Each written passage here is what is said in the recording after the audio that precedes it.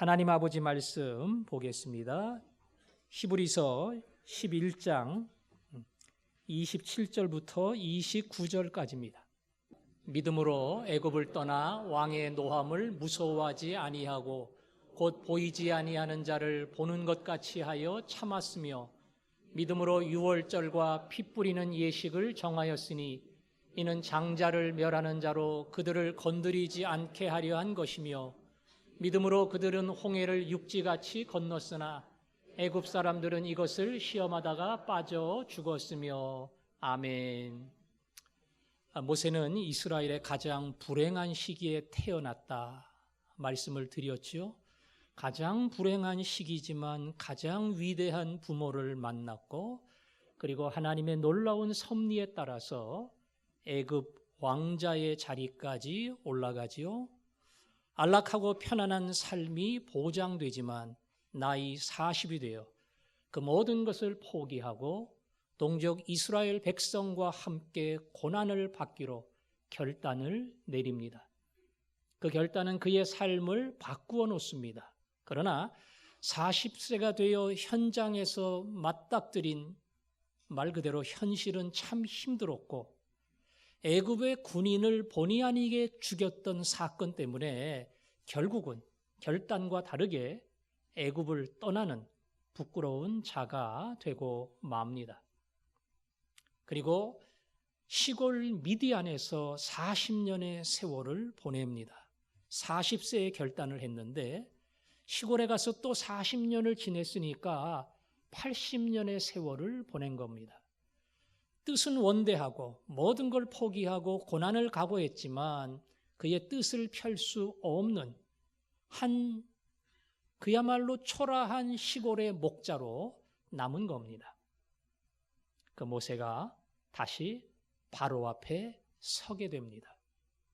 오늘 본문은 바로를 두려워하지 아니했다. 그리고 원대한 꿈을 품고 고난의 길을 선택했다.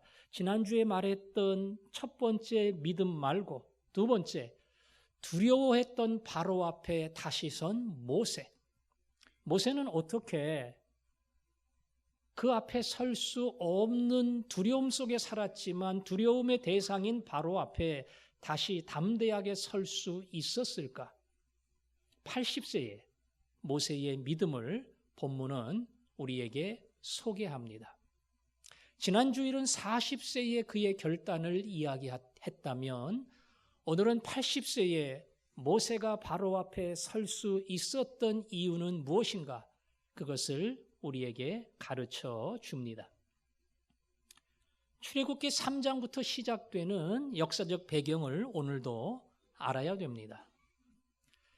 모세는 80이 되기까지 어찌 보면 고난의 길을 가기로 했던 그의 원대한 꿈을 전혀 실현시킬 수 없었던, 아니 그의 꿈이 점차 사그러지는 평범한 한 사람으로 남게 됩니다. 그가 하는 일이라고는 양떼 키우는 거였어요. 그냥 짐승을 돌보는 것이었습니다. 그러다가 시내산에서 불타는 떨기나무를 발견하지요.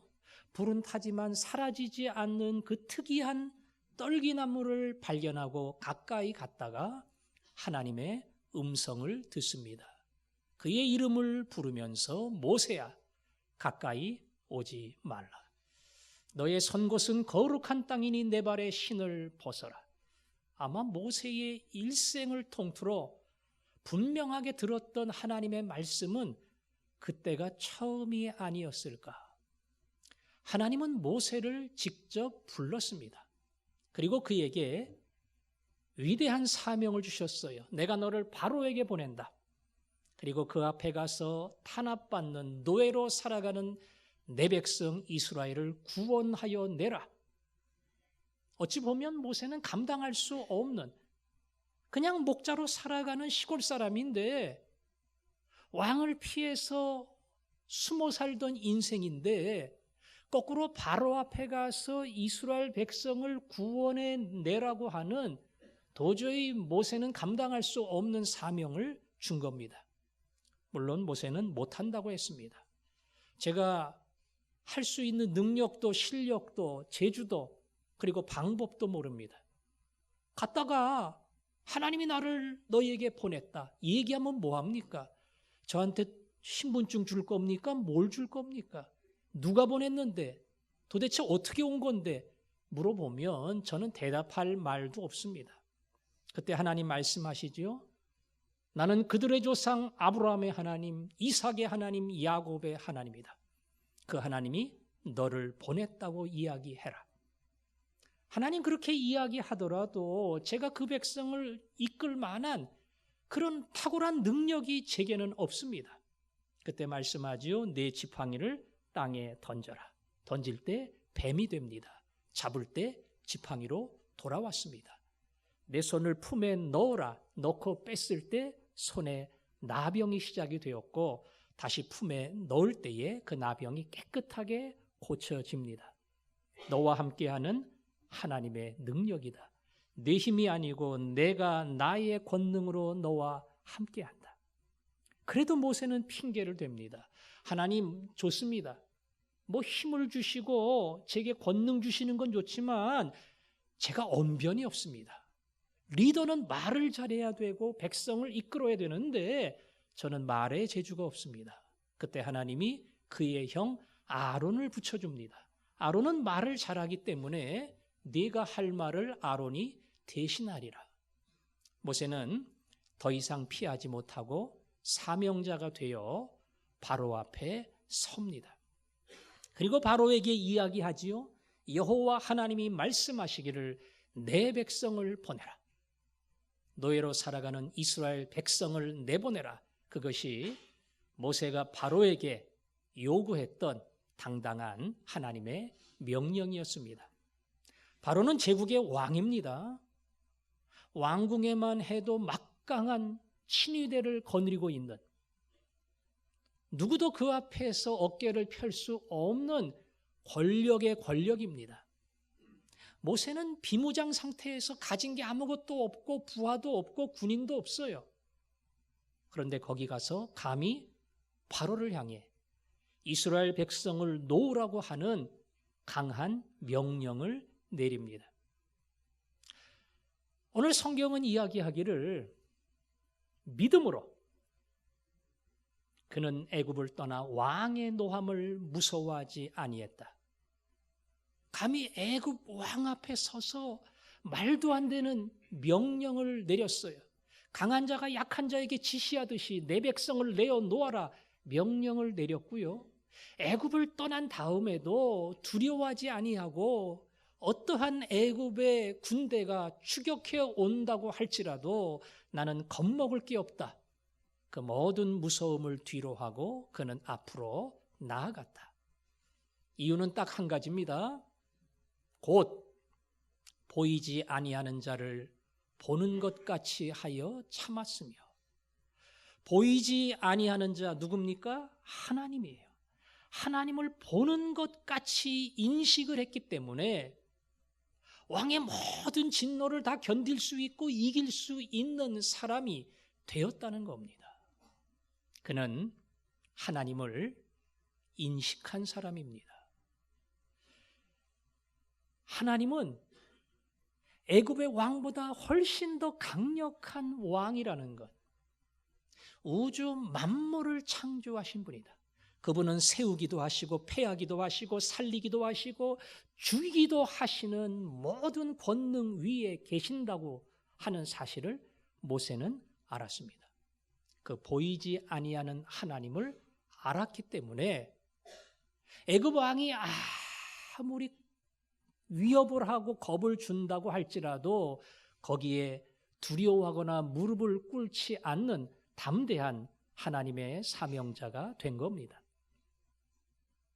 문제는 있습니다. 보이지 않는다는 겁니다. 하나님은 보이지 않는다는 거예요. 바로왕은 보여요. 바로왕의 얼굴을 보고 음성을 듣고 만질 수도 있고 내 앞에 분명히 존재하는 실체로 바로는 확인할 수 있습니다. 하나님은 안 보인다는 겁니다. 물론 하나님이 모세에게 음성을 들려주시기는 했어요. 근데 그거는 필요할 때마다 한 번씩 들려주신 거지 하나님하고 계속 얘기하며 산 건 아니에요. 하나님을 못 본 것은 당연하고요. 하나님은 영입니다. 인간의 눈으로 하나님을 볼 수가 없어요. 하나님은 말씀하십니다. 그러나 필요할 때 우리에게 들려주셔요. 따라서 하나님을 인간의 어떤 감각을 가지고 경험할 수 없다는데 문제가 있는 겁니다. 그럼에도 불구하고 모세는 보이지 아니하는 하나님을 보는 것처럼 인식을 하고 붙들었다. 그렇게 할 수 있었던 건 딱 한 가지예요. 뭡니까? 믿음으로. 믿음으로. 하나님 안 보입니다. 그러나 그분이 계신다는 사실을 믿음으로. 하나님 안 보입니다. 그러나 그분이 온 세상의 왕이라는 사실을 믿음으로. 그분은 세상의 어떠한 왕도 다스리는 권세 있는 자라고 하는 사실을 모세는 믿음으로 알았고 믿음으로 붙들었고 그래서 그 하나님 때문에 능히 바로 왕 앞에 설 수 있는 용기 있는 자가 된 겁니다. 모세가 애굽 왕의 위협을 또 그의 진노를 무서워하지 않았던 이유는 오직 하나, 더 위대하시고 더 크신 하나님이 계신다는 사실을 그야말로 온 감각과 영혼을 통해서 만나고 경험하고 누렸기 때문에 담대하게 그 앞에 선 겁니다.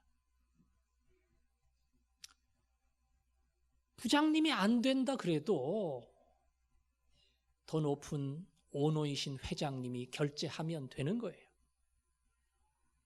부장이 하는 그 길을 나도 갈 수 있어요. 오너가 허락하면 가요. 근데 최고 결정권자가 아니라 그러면 아닌 거예요. 부장이 백날 얘기해봐야 눈치 볼 것도 없고 신경 쓸 것도 없어요. 회장님이 아니라고 하는데 모세 믿음이 그런 겁니다. 그분은 회장님이셔요. 그분이 결재를 내립니다. 그래서 그분의 결재를 따라 나는 움직일 뿐이다. 가라면 가고 하라면 하고 이끌어내라면 이끌어내는 것, 그것이 내게 주어진 몫이다. 이게 모세의 믿음입니다. 세상을 살면서 애굽 왕의 분노와 같은 수많은 위협이 우리를 찾아올 수 있습니다. 때로는 강력한 힘으로 찾아오기도 하고요. 때로는 교묘한 유혹으로 우리 곁에 오기도 합니다. 그리고 말합니다. 다 이 길로 간다. 별난 길도 아니고 특별한 길도 아니고 모든 사람이 이 길을 가고 그래서 모든 사람이 어찌 보면 문제될 거 없는 남들과 별나게 튀지 않는 정상적인 길을 다 가는 것이다. 너도 당연히 이 길을 가야 된다. 그렇게 우리에게 요구합니다. 그러면 어떻게 합니까?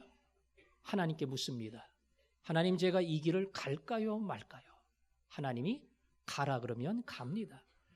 주변의 결정이 다 틀린 건 아니에요. 세상에 가는 사람들의 길이 다 잘못된 건 아닙니다. 하나님이 가라 그러면 가요. 근데 하나님이 아니라고 하면 그건 아닌 겁니다. 세상에 가는 길과 내가 하나님의 뜻을 따라 결단한 지점이 다를 때에 피해를 감수해야 됩니다. 바보 소리 듣습니다. 혼자 잘난 척한다고 하는 그러한 손가락질도 당합니다. 그런 거 다 감수하면 하고 싶지 않아요. 뭐 이렇게 별나게 티나게 내가 이래야 되나. 그러나 모세는 그렇게 살았다는 겁니다. 뭐하러 바로 앞에 가요? 되지도 않을 거. 용기도 없는 거, 힘도 없는 거. 근데 하나님이 가라 그러니까 가는 거예요. 그는 그 하나님을 믿었기 때문에 하나님의 지시를 따라 가는 것이 내가 해야 될 일이고 그 길을 통해서 하나님은 자기의 뜻을 이루신다는 사실을 알았기 때문에 간 겁니다. 오늘 모세의 이야기는 우리에게 그 믿음을 요구합니다. 아무리 세상이 힘들고 모든 사람이 그 길을 간다 할지라도 하나님이 아니라 그러면 아니다. 다 안 가도 하나님이 가라 그러면 간다. 우리가 그 믿음으로 살아갈 때에 세상 권세에 굴복하는 자가 아니라 능히 세상을 이기고 나가는 위대한 승리자가 될 줄로 믿습니다. 자, 오늘 본문은 세 가지 사건을 이야기하는데요. 두 번째 사건은 조금 이따 이야기하고 세 번째 사건을 이야기하겠습니다. 세 번째는 29절에 나옵니다. 믿음으로 그들은 홍해를 육지같이 건넜다. 홍해라고 하는 붉은 바다. 바다가 붉은 건 아니에요. 붉게 비춰집니다. 그 바다를 육지처럼 건넜다. 홍해는 강이 아닙니다.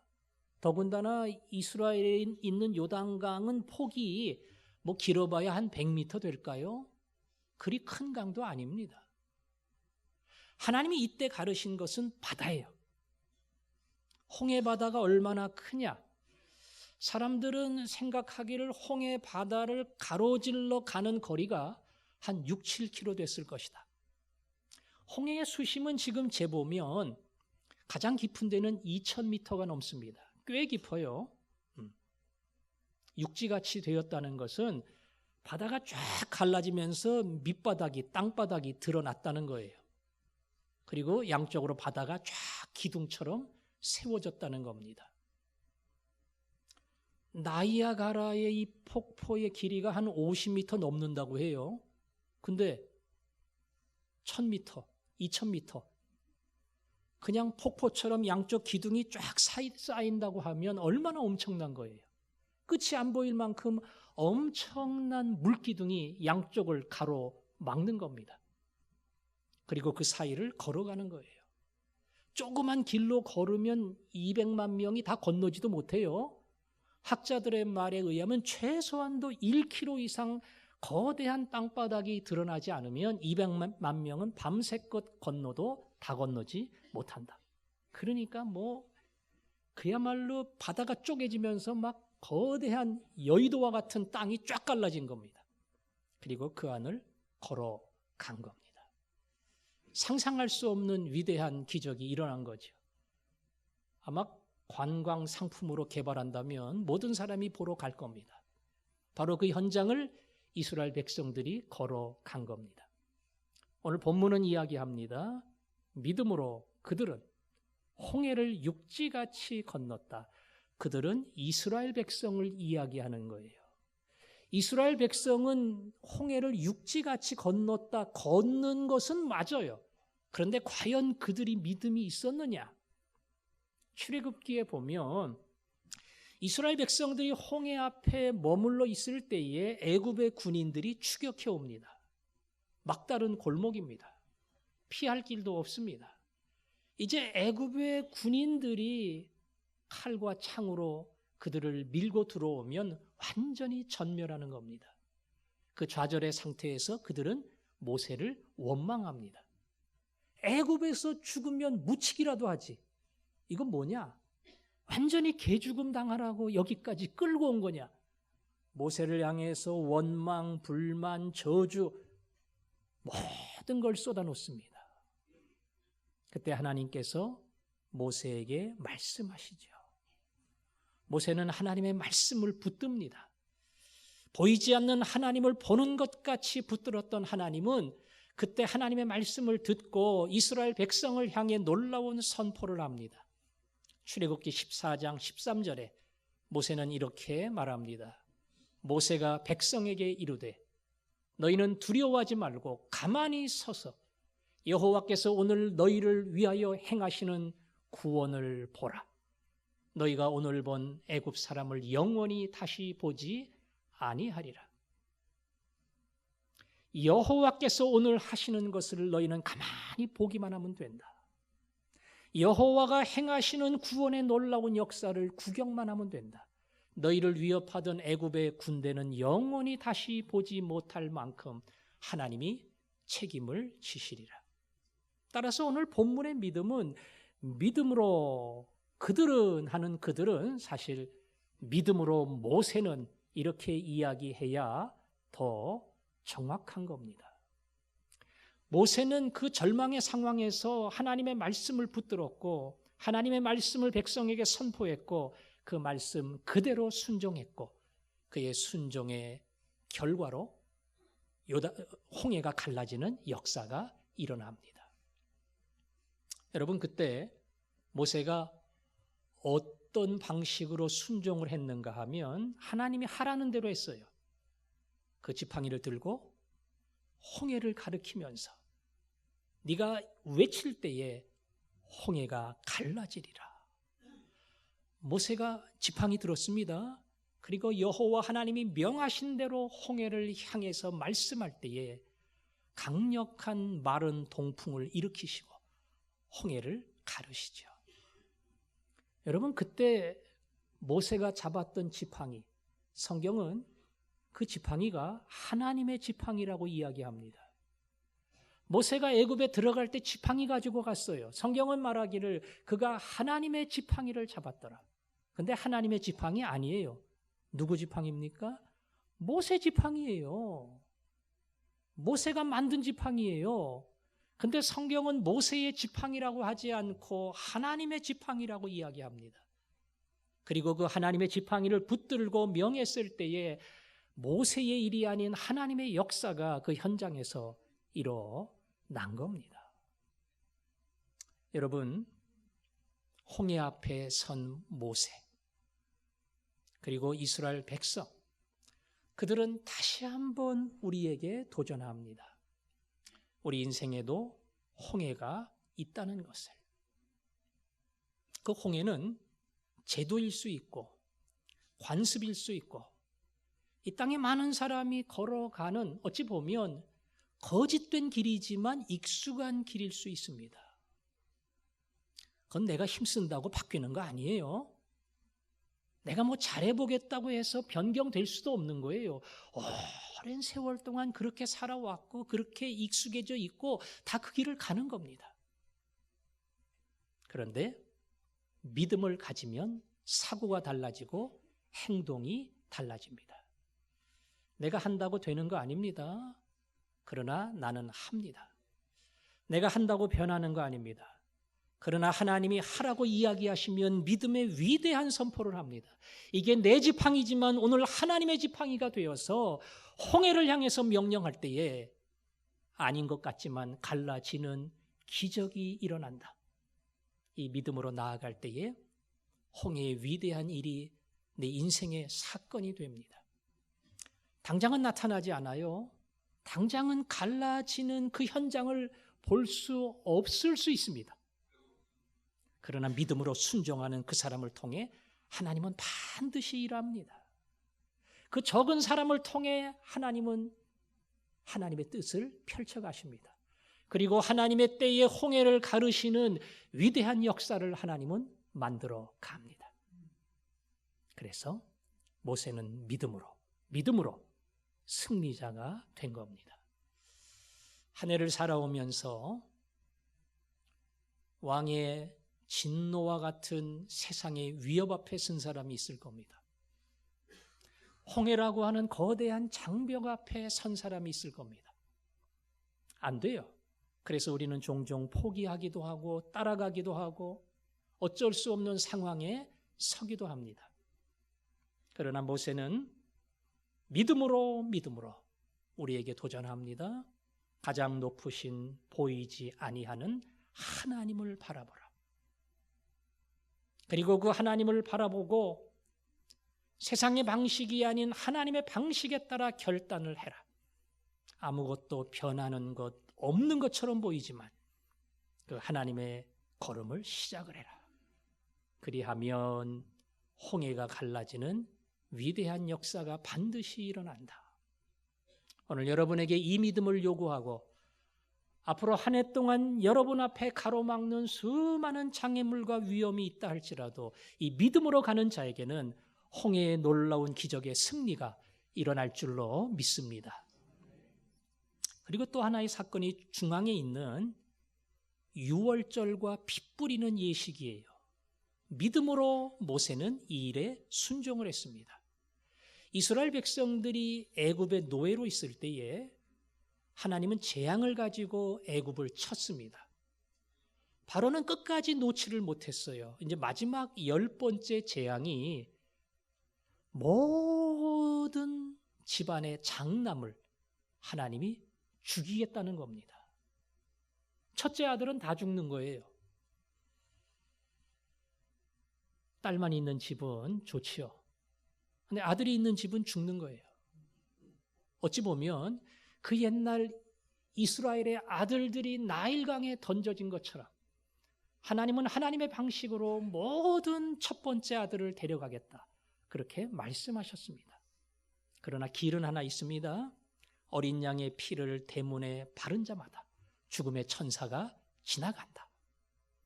모세는 이 계명을 받고 이스라엘 백성들에게 이야기를 했고요. 이스라엘 백성들은 어린 양의 피를 발랐습니다. 그리고 어린 양의 피를 바른 집마다 죽음의 천사는 지나갑니다. 그 안에서 아무리 뜬 눈으로 밤을 새우고 혹시 잘못되면 어떻게 하나 염려하는 사람도 어린 양 피 뒤에만 숨으면 구원을 받습니다. 혹시 애굽 사람 중에도 이스라엘 백성들이 들었던 구원의 길에 대하여 마음속에 미련이 생기고 혹시나 하는 마음으로 어린 양의 피를 바른 사람은 전부 살아납니다. 오늘 이 어린 양은 보라 세상 죄를 지고 가는 하나님의 어린 양이로다. 모세를 통해서 유월절을 통해서 피 뿌리는 예식을 통해서 구원자 예수 그리스도만이 오직 유일한 생명의 길이라는 사실을 모세는 믿음으로 증거합니다. 오늘 그 예수를 믿고 여러분과 제가 이 자리에 있는 줄 압니다. 오늘 그 예수를 믿고 세상에 살지만 우리는 죄 용서함을 받고 구원받은 하나님의 자녀임을 믿습니다. 그 믿음을 가지고 살아갈 때에 아까 앞에서 말한 세상의 위협, 거대한 장벽, 이것을 능히 떨칠 수 있는 하나님의 능력의 종이 되는 줄로 믿습니다. 자, 본문의 말씀은 다 끝났어요. 그런데 제가 한 가지만 더 여러분과 생각해 볼 게 있습니다. 오늘 마지막 주일이니까 모세의 마지막에 대하여 여러분과 한 번 더 생각해 보려고 합니다. 모세는 일생일대의 꿈이 있었어요. 그것은 요단강을 건너 하나님이 약속한 가나안 땅에 들어가는 겁니다. 40년 동안 모세가 얼마나 힘든 길을 걸었는지 몰라요. 그 험난한 길을 다 걷고 모세는 요단강 건너서 약속의 열매를 보리라. 여기에 대한 꿈이 있었습니다. 그런데 하나님 말씀했지요. 내 길은 여기까지다. 모세가 하나님께 간구했습니다. 하나님, 제가 이렇게 고생하며 여기까지 왔잖아요. 제가 그 땅 밟게만 해주세요. 간절히 기도했는데 하나님이 두 번 다시 내게 말하지 말아라. 이렇게 대답을 했어요. 아주 매정하게 얘기를 했습니다. 근데 그 매정한 대답은 사실 하나님의 분명한 답변이고 하나님의 분명한 뜻이에요. 밟고 안 밟고가 중요한 게 아니라 내 사명은 여기서 끝난다. 그게 내 인생의 마지막이다. 너는 늙어서 죽는 게 아니야.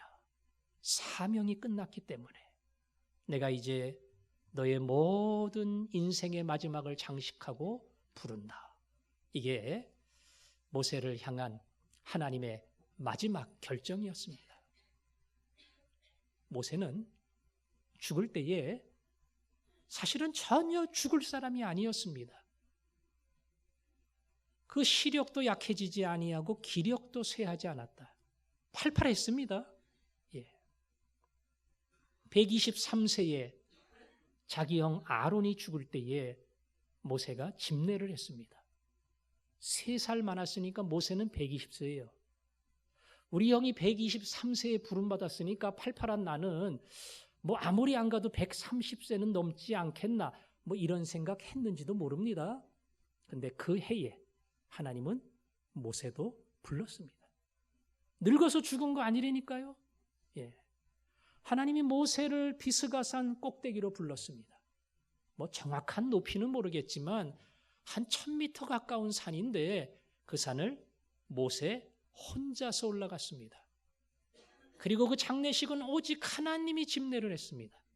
그래서 아무도 모세의 무덤을 아는 사람이 없어요. 하나님만이 모세의 장례식을 집례했습니다. 건강하게 살다가. 그거 보면은 부럽죠? 예, 마지막까지 건강하게 할 일을 다 하다가 하나님이 모세를 부른 거예요. 사명이 끝났다고. 주일에 봉사하고 섬기고 집에 가서 저녁 맛있게 먹고 그리고 단잠을 자다가 눈 떴는데 천국인 겁니다. 아마 우리 가운데 많은 분들은 그런 꿈을 가지고 있을 거예요. 나이가 들면서 하나님 그렇게 죽었으면 좋겠습니다. 가능하면 아프지 않고 건강하게 살다가 편안히 잠들다가 그 꿈속에서 하나님 만났으면 좋겠습니다. 그게 어찌 보면 모세를 바라보는 우리의 간절한 소원 중에 하나입니다. 근데 그건 특별한 경우입니다. 특별한 경우예요. 믿음장에 등장하는 모든 사람 가운데는 에녹 한 명 외에는 다 늙어서 죽었어요. 늙어서 죽었다는 것은 그냥 늙어서 죽었다 이게 아니고요. 늙어가면서 병도 걸리고 힘들기도 하고 요양병원도 가고 이러다가 죽었다는 거예요. 대다수는 그렇게 죽었습니다.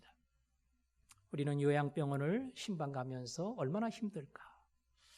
저렇게 병 중에 혹은 누워서 견뎌야 하는 시간들이 얼마나 힘들까. 그렇게 때로는 안타까운 마음이 있습니다. 저는 요양병원을 생각하면서 그때 갑자기 요한복음 5장에 38년 된 병자를 기억했습니다. 병이 오래되었다가 아니라 움직일 수 없는 그 병자의 고통이 얼마나 힘들었을까. 오랜 세월 동안 걸을 수 없는, 누워 있어야 하는. 근데 우리가 세상을 떠날 때에 우리도 그 자리에 얼마든지 설 수 있다는 겁니다. 참 한쪽으로는 두려움이고 한쪽으로는 하나님 그렇지 않게 조금 모세와 비슷하게 부름받았으면 좋겠습니다. 이게 모두의 기도의 제목일 겁니다. 결정은 하나님이 합니다. 결정은 하나님이 해요. 모세처럼 에녹처럼 부를 수도 있고 하나님이 부르셨던 수많은 사람들처럼 약함 속에 혹은 병 중에 숙한으로 하나님이 부를 수도 있습니다. 따라서 우리는 하나님이 결정하는 거기에 대하여 더 이상 어떠한 논란을 제기하거나 어떠한 것에 대해서 문제를 제기할 필요는 없어요. 제 바람은 이겁니다. 그러나 결정은 하나님이 하시는 줄로 믿습니다. 중요한 것은 오늘 모세가 그랬던 것처럼 제 믿음의 눈이 보이지 않는 하나님을, 예수님을 보게 하여 주시고 몸이 점점 약하고 병들고 지칠 때마다 영의 눈이 환해서 주님을 바라보고 그것이 나의 소망이 되고 나의 기쁨이 되게 해 주옵소서. 이게 우리의 기도가 돼야 할 줄로 믿습니다. 사명 끝나면 끝입니다. 근데 문제는 그 사명의 끝이 언젠지는 모른다는 겁니다. 순종하는 자에게 그 사명의 마지막이 옵니다. 따라서 내 사명은 오늘로 끝날 수 있습니다. 내년이 내게 찾아오지 않을 수 있습니다. 그래서 오늘의 예배를 마지막 예배처럼 오늘의 이 충성과 헌신을 마지막 기회처럼 그리고 오늘의 이 섬김과 모든 땀과 눈물을 내 마지막 하나님께 드릴 수 있는 헌신처럼 직장 생활도 내가 마지막으로 근무하는 사람처럼 충성하면서 열심을 다해서 살아가는 사람, 이게 사명을 다하는 사람이고 어느 날 그에게 내 사명이 끝났다. 이제는 고향으로 돌아와라. 하나님의 놀라운 초대를 받을 겁니다. 여러분 모두가 이 초대의 대상자가 되기를 축원합니다. 그 믿음을 가지고 하나님 앞에 쓰고 그 마음을 가지고 주님, 내 인생에는 주님밖에 없습니다. 내 인생의 보물이 주님 외에 어떤 것으로 바뀌지 않게 하여 주시고 주 예수, 그것이 세상의 무엇보다 가장 소중한 보물이 되게 하여 주옵소서. 우리 그런 마음을 가지고 찬양합니다. 나 무엇과 주님을 바꾸지 않으리. 다른 어떤 은혜 구하지 않으리. 온 마음과 정성 다해 하나님의 신실한 친구 되기 원합니다. 오늘 이것이 우리의 고백이 되기를 원합니다. 무엇과도 주님을 바꾸지 않으리. 다른 어떤 은혜 구하지 않으리. 오직 주님만이 내 삶의 도움이시니 주의 얼굴 보기 원합니다. 나 무엇과도 주님을 바꾸지 않으리. 다른 어떤 은혜 구하지 않으리. 오직 주님만이 내 삶의 도움이시니 주의 얼굴 보기 원합니다.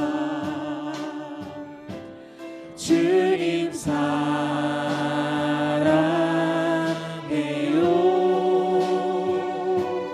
온 마음과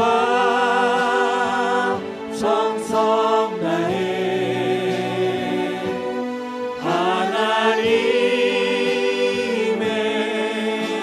신실한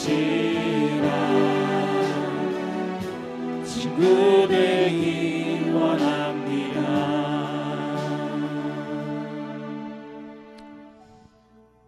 보이지 않는 하나님을 볼 수 있게 해달라고 기도하십시오. 나이가 들어가고 세월이 흘러가면서 주님, 내 관심은 오직 예수, 오직 예수. 나의 보물이신 예수 여기에 집중되게 하시고 나의 힘이 점점 약해지고 건강을 잃어갈 때에 내 속사람은 날마다 새로워지게 하시고 예수로 만족하고 그분으로 기뻐하게 하여 주옵소서. 오늘이 내 인생의 마지막 날인 것처럼 사명자로 살게 하여 주시고 내일 주님이 나를 부르더라도 감사 찬송으로 그 앞에 서게 하여 주옵소서. 우리 마음의 이 간절함을 담고 한 목소리로 기도하겠습니다. 아버지 하나님, 이 시간 기도합니다.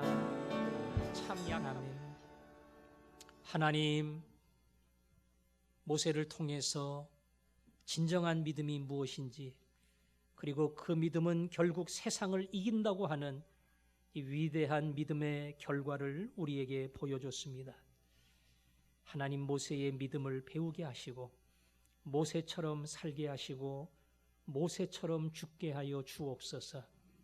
그러나 모든 죽음의 순간, 죽음의 방법, 그 모든 것이 아버지의 것임을 믿사오니 염려하지 않게 하여 주시고 겉사람이 낡아질 때에 우리의 속사람이 새로워지게 하시고 몸이 지치고 피곤하고 병들었을 때에 오직 우리의 영은 예수로 만족하게 하여 주옵소서. 예수님 이름으로 기도합니다. 아멘.